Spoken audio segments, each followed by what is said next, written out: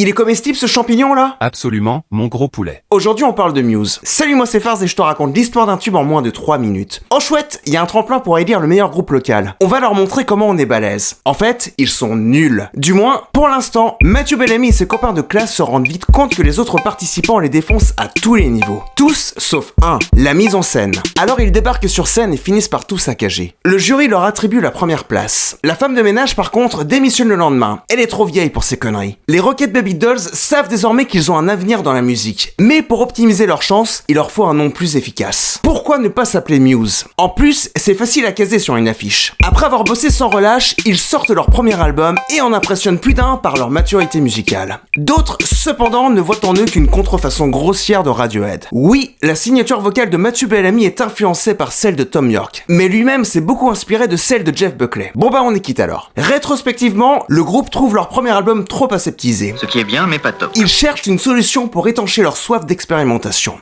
C'est alors que leur téléphone sonne. Tu veux voir la suite, canaillou? C'est par là que ça se passe.